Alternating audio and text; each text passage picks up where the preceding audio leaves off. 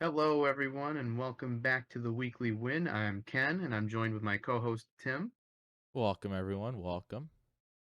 Alrighty, we got some cool topics up for discussion today, but first I have to let you all know that we're not financial advisors, and nothing we say should be construed as financial advice. That being said, let me start us off. Today we're going to be starting with the World Bank resisting El Salvador's Bitcoin rollout. They're citing environmental concerns for this. Tim, what do you think? What do you think I about think this? I think that's just a central bank trying to protect the central bank, as a lot of Bitcoin mining uses more natural resources like hydroelectric. Some are run on nuclear. Yes, some run on the grid that use regular coal fossil fuels, but there's a lot of mining that doesn't. So citing this is just kind of a load of crap. Yeah, I'd like to talk about their centrality in just a second, but would you mind running us through exactly what mining is for cryptocurrency? Of course, crypto mining is a proof of concept for in the most broad sense. Anyone who knows anything about Bitcoin mining is going to tell me I'm wrong because I'm not going into detail. But for the layman, in a broad sense, it works on proof of concept. Essentially, you take your computer, your graphics card, and sometimes your regular processor if you're really desperate, and you make it so you run a program that solves math. We call them hashes. They're essentially little math problems that your computer solves, and once it solves them, it sends it back to the central pool where they're coming from, and you are then paid for your time and the use of your hardware. This payment comes in the form of Bitcoin. So that's essentially how mining works in a very broad sense. Wow, that's pretty cool. I've kind of been interested for a while, but I never really knew what it was about. You It's could, pretty cool. So you think that this is just a bunch of bunk, the environmental stuff that well, they're complaining about anyway? I think that in my opinion, the environmental impact is not nearly as big as people say it is, as there's been no direct evidence to link crypto mining to, I don't know, a rise in temperature in the oceans or something. There's no direct link between the two. So saying that, oh, there's clearly a connection between the two is not really feasible at this point. There's no way to single it out of the grid either. Yeah, I kind of have a big problem with running behind the shield of using the environment. If we really wanted to save it, we would have to eliminate pretty much all of our heavy industry and fossil fuels, and that's just not going to happen, especially in today's age. We'd also have to destroy developing countries like China and India who rely very heavily on fossil fuels and coal. Yeah, I didn't quite think of that, but that's a good point too. Yeah. Well, let's I talk about the effect that this is going to have on cryptocurrencies as a whole. I see that crypto is down kind of big from last week, but yeah, I see this as potentially an opportunity to invest. it's down, and especially with China's been cracking down a lot on it recently, which has been another big issue. About 90% of China's crypto mining has been stopped by the government because it's non-centralized, and they don't like that because the Communist Party. Ta-da! But with 90% of China's mining being down, that's something just like 60% of the world's mining down. It's a very large percentage. Wow, they really account for that much? Yeah, there's a specific province that basically the water floods there yearly, and they use a lot of hydropower in that time. And during that season, a lot of people set up mining rigs there because electricity is so cheap. It's basically being given away. It's just a byproduct of nature. So, with that being stopped, we're losing a lot of mining, and because of the crackdown on it, and now the central bank stopping El Salvador from implementing it, or not, at least not helping along with implementation, people's faith in it as a currency is going down. And much like how when people's faith in the US dollar goes down, the value of the dollar goes down, interest goes up, which we'll get to later, but it's the same concept. People don't have faith in Bitcoin, so Bitcoin's going down. Now, the what this means for the future of Bitcoin is still uncertain. 'Cause at any point, the World Bank could go, you know what?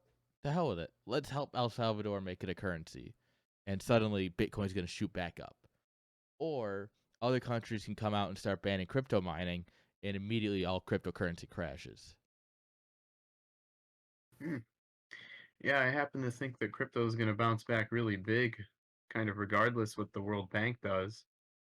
I think there's enough kind of global sort of recognition of it, I guess is what I'm looking for.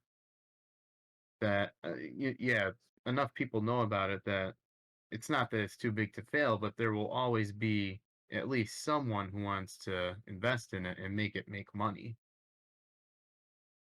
Yes, but it's crypto as we know it is on the fence. I'll say that because at any point, like Bitcoin could shoot back down to 30 cents a coin. People always think of it as like, oh, it's always been the same. No, the guy who paid like 10,000 Bitcoin for two large pizzas because that was about the equivalent exchange at the time. It's a huge story. It's a giant nerd legend story that you hear about in nerd circles. It's like, you hear about that guy? Remember that guy? It's like, yeah, that guy's an idiot, right?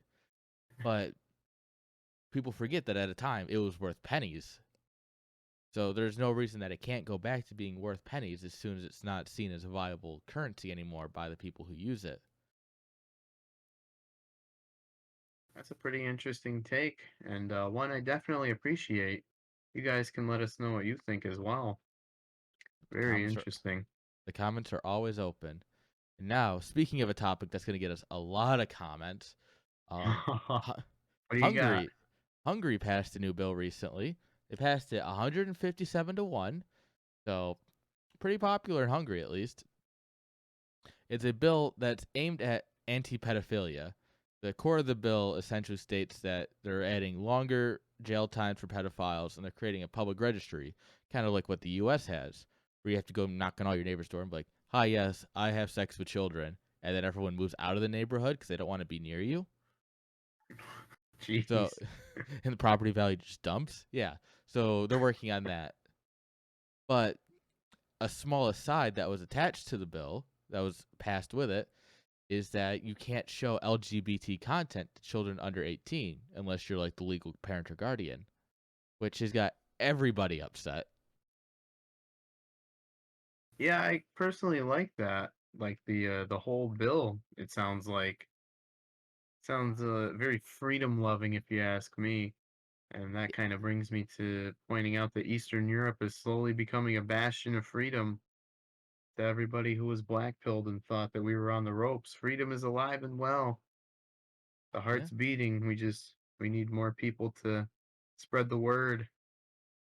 Yeah. So the bills, what Hungary is pushing towards is that something like this should be taught about by parents to children, not school to children or drag queen reading hour to children, as you see here in our country, the great United Oh, States of America. fantastic. But Europe, the EU, the failing conglomerate that it is, has attacked this bill, saying that it's anti freedom of expression, which is really ironic when you consider that France passed the law banning hijabs and burqas, which are like swimsuit hijabs, from their beaches a few years back. And that kind of just got swept under the rug, except by, everyone who was upset about it, and which is why France is in chaos, personally.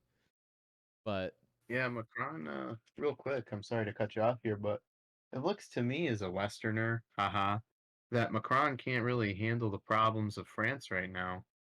well, he created a bunch of problems, then went, wait, I kind of want to get reelected, and now has to fix all of the problems that he created with his own policies. But this has also become a cultural issue, shockingly enough. I know, right? LGBT cultural issues? Say it ain't so. But what has happened is in what is currently happening right now is called Euro 2020. For those of you who don't know, that's a giant soccer, or as they would say, football tournament that's mostly European countries. There's a couple of other countries like Israel, a couple of South American countries get to participate, but it's generally a European thing, and it's like a giant tournament, right? And it's going on. Everyone's really loving it.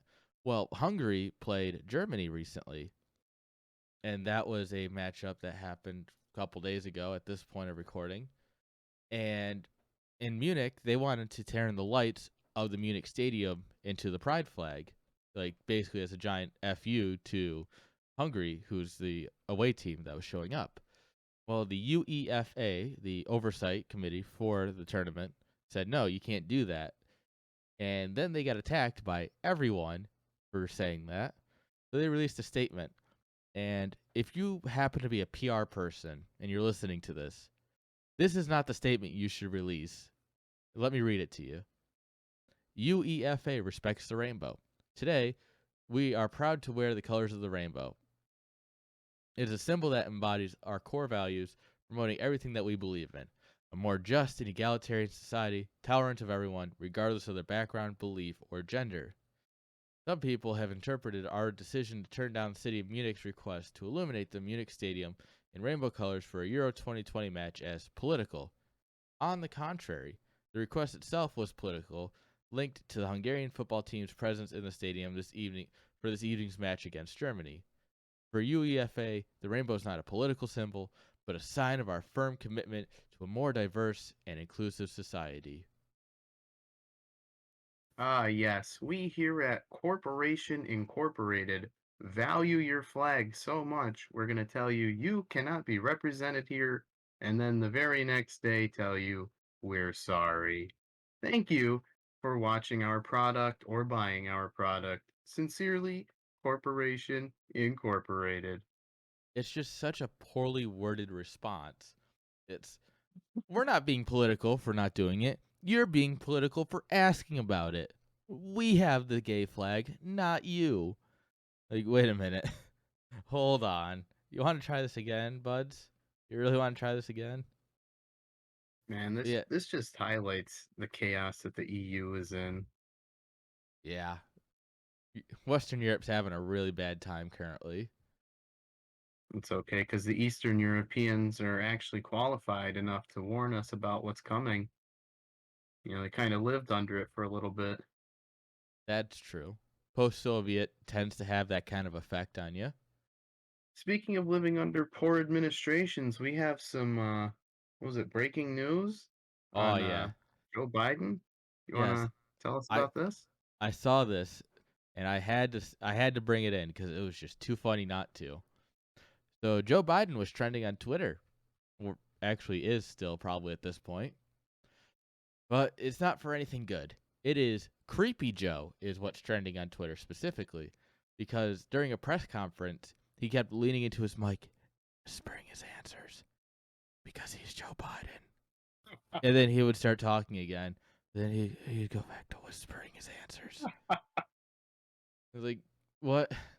Uh, Ken, I know you've got some opinions. Like you've been writing some articles about your thoughts on 2022 and 2024.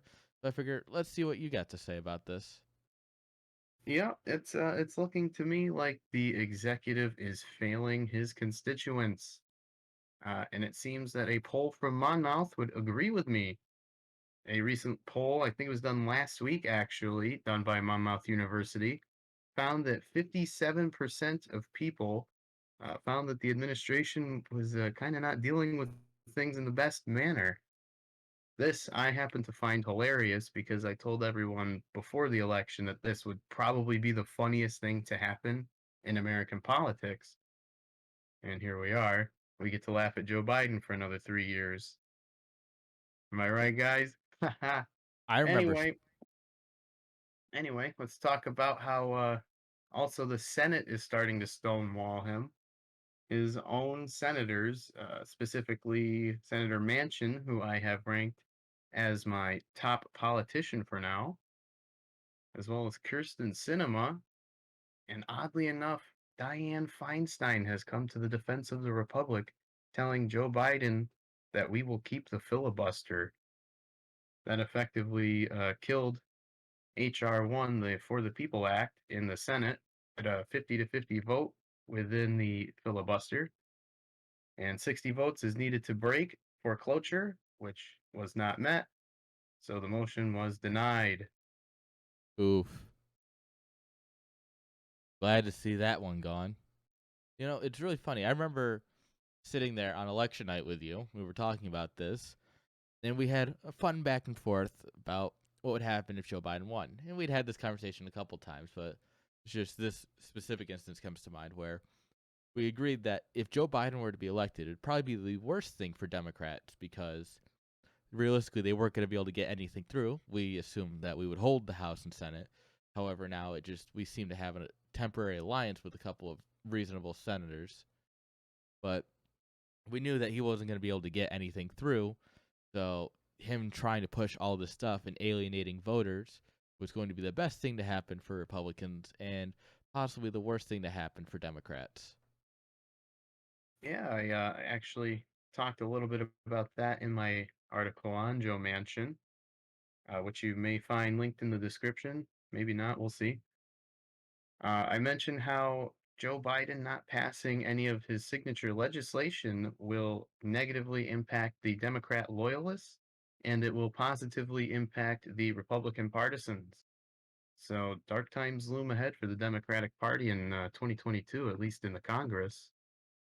Yeah, and I mean, people are calling for there's a lot of people pushing for Biden to take a cognitive test finally because it's just there's no faith in him being cognitively aware of what he's doing anymore. People are just done. Yeah, we're past the 100-day mark. People are losing faith because now they see Joe Biden for what he is, and that is yet another con artist politician who didn't steal an election, but managed to convince enough people to vote for him and did not follow through on any promises. Oh my goodness, that is so funny. Yeah, it's almost Uh, like we so, called it or something. so Tim, real quick, do you have any predictions for us for 2022? I know I've given mine quite a bit. I don't. I'm not 100% sure. I have a feeling that it'll probably be we'll probably gain about 5 6 seats in the Senate at least. I'm not entirely sure how many seats are up for election this year. Actually, I'd have to double check before I gave any concrete. But we're definitely flipping a handful of seats to get a firm majority, and then probably Mansion will probably switch parties at this point. And as for the House, probably pick up enough to pick up a majority at that point. I'd have to double check what districts are up for election this year before I gave a more substantial response. Yeah, I also have some pretty modest gains for Republicans in 2022, so you're kind of in line with what I think will happen. I suspect we'll gain anywhere from like 2 to 6 seats in the Senate and then 10 or maybe 15 in the House. That way we control a slim majority of the Congress. Sounds about right. Well, while we're talking domestic, let's talk the economy. The Ooh. economy's having a lot of fun recently. We're still in the massive labor shortage across the country, as anyone who goes anywhere and does anything would see at this point. Um, the inflation's getting higher, and now I know a lot of people just hear the word inflation and go, "I don't know what that means, so it's not that scary." Ken, would you like to explain why that's kind of scary? Yeah, let me start by saying inflation is sort of a reduction in your buying power. It's essentially stealing some of your productivity away from you. Think about it like this: you're a small island nation, and your currency is coconuts, right? You have 100 coconuts in the treasury, and it'll cost you 5 coconuts to buy some iron bar or something, right? Excuse me. So if you introduce another 100 coconuts into your treasury, your coconuts, the value will effectively be halved. So you will now have to spend 10 coconuts on that same good instead of just five because you have inflated the money supply. That's kind of where we derive inflation from, sort of. But inflation is very bad because that reduces your buying power. And then I think you said we have it was 5% inflation. I think that's right. We'll have to double check for you on that. But it's not And like it matters. The government thinks inflation is just a number. Yeah, and plus I think we fell short something like 100,000 jobs this past month for the Uh, job report because people just don't want to go back to work. And actually, Axios did a survey recently. They asked people like if they were thinking about quitting. Upwards of 40% of people are considering quitting their job currently. And now the positive spin that people are thinking is, oh well, they're trying to move up in the world, right? They want to quit their shitty McDonald's job and go work in like a data center or something. But realistically, that's not happening. What's happening is people are sitting at unemployment, as shown by missing the jobs numbers, by unemployment not going down by as large a margin as is predicted with how the economy is doing, by a massive labor shortage. People just don't want to work, and states are encouraging that by allowing them people to sit on unemployment for an extended period of time without having to file for a job, like file that they're searching for a job. In fact, actually, Larry Summers, one of the top economy guys for the Clinton and Obama administrations, says the economy is actually on its way to overheat, just due to everything that's going on right now. so you And mind telling us what he means by overheat real quick? yeah, of course. So what it what he's referring to is that inflation is something that's a lot easier to prevent than it is to cure. It's a lot easier to say, okay, we're gonna buckle down the economy and try cut spending and do stuff to prevent us getting to a higher inflation rate. But once it's there, getting rid of it is near impossible. As with anything in the government, it's always impossible to get rid of something in the government once it's there. And as he's said, it's once it has overheated, once we've hit the critical mass to overheat, it's going to be near impossible to fix without causing massive amounts of damage to the economy. And he's calling for a turn to policy concern to try and stop this. That's some pretty worrying stuff. Kind of makes you wonder why, police and medical field workers are quitting. Is it you guys can tell us about this one too. Do you think it's because they think their job sucks, or do you think they're just underappreciated, not unappreciated, Well, underappreciated? I mean, I would go as far as to say that like some medical workers are unappreciated. EMTs, people who work in ambulances and first responders, 100% underappreciated. Cops, 100% underappreciated. ER staff, 100% underappreciated. Doctors, kind of underappreciated. But yeah, Well, you it's guys can tell us your opinions on this one in the comments as well. well, I think that covers our main topics. We have a couple of small side topics, more local stories we want to cover. Ken, do you want to go with yours first?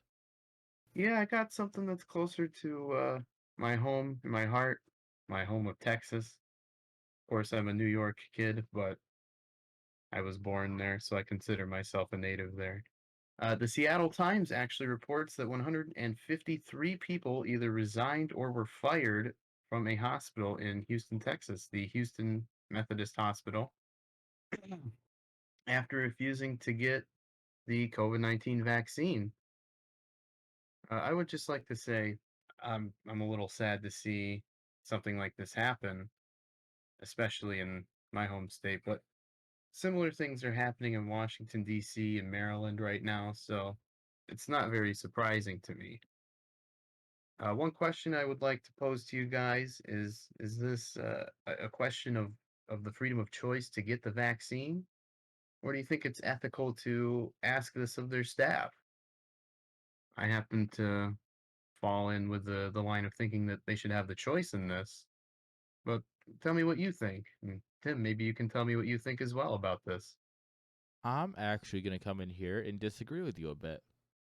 While I'm going to first and foremost preface that I am not getting the vaccine, I am not vaccinated, I am in a healthy demographic that has no worry about COVID. However, no matter how healthy you are, if you work in a hospital, you're going to be exposed to things. That's just how it works. If you work in any medical field at all, you're always at risk to being exposed to anything. That's why so many first responders back in the 80s got AIDS because they just didn't have any training and they were out there helping people every day. So they were always exposed to like AIDS during the AIDS epidemic. Huge issue. But because of that, I think that there is a case to be made for health workers needing the vaccine. Because if anyone needs to be healthy at their job, it's them. Now, yes, over time we're going to learn that vaccines have varying effectiveness. There's other ways of getting immunity, like getting the disease, and then as some studies are showing that the vaccine is about as good as having about as good as getting COVID, and then recovering from it. So while we wait for these studies to come out, yes, right now it's a little bit harder to say, but I think there's an argument to be made for requiring a vaccine for healthcare workers. Well, it was a very informative take, and I appreciate it very much so. One last thing that I would like to point out before I hand it over to you is viewers, be on the lookout for hospital staff like doctors, nurses, EMTs, as Tim's pointing out, and especially cops. Look for the staff rates to decline as more and more of them feel underappreciated and feel forced to take a vaccine that maybe they don't want to take, or any other variety of reasons. Just be on the lookout for that. I mean, police rates already are on heavy decline, especially in blue states and blue cities. All right. Well, you want to take this one away, Tim? Sure. Um, so in my great state of Oklahoma, there's a new ruling was stated that masks are no longer required at public schools as of July 1st, which is fantastic. Kids should not be wearing masks to begin with, as studies have shown that COVID barely affects kids. But this is just another step that Oklahoma has taken to be the first in the country to be doing the good thing. Um, when the pandemic started, Oklahoma, fun facts for those of you who don't know, shut down on April 24th and they reopened June 1st. So that's like a month and change of closure. And since then, Oklahoma is in the 30 to 35 out of COVID rates. So as for like how many people have gotten COVID in the state of Oklahoma, it's about 30 something. Even if you do it per capita, per 1 million capita, it's still in the lower rates. Deaths per million, low. The death rate per how many people are infected, like the percentage, incredibly low. And so Oklahoma is just, they basically said, we're going to reopen, be smart. And that has worked out a lot better than it has in other states. And to show this, besides the low COVID rates, Oklahoma's year on year unemployment rate is only up 1% from March to March. So while other states like New York are up 4.5%, California's up 4%, Hawaii is up as high as 7%, Oklahoma's only up 1% year over year. Ken, have you any thoughts on how COVID has been handled? I know you have many, but would you like to share any? Yeah, I would definitely. I think we should end all the silly lockdowns and the mask mandates. Like, really, if you feel better walking around with a mask on, then that's your prerogative. But it's not mine, so why should I have to? I don't know. And we could handle bringing kids back into schools way differently. We could handle it way better. Of course, we're not going to do it though, because we have people in charge who don't want to. At least that's just a theory from me. Oh man, I could go on and on. Suffice to say, I think we need to stop with these lockdowns though, because we will cause irreparable damage to these kids psychologically and socially. They just will never be the same if we continue to do this. Yeah, this is absolutely terrible on kids with especially like developmental issues. Well, Ken, this has been a very fun talk today. Always fun to talk with you, Tim. Always great to have the viewers here listening to us as well. Well, I'd like to thank everyone for listening and enjoying. If you have any likes or comments for us, please feel free to leave them both below. If you dislike it, go right ahead and tell us why. This is going to be our weekly podcast. It's the first one, as you might notice, for our full length episodes. So check back next week to see what we have in store for you.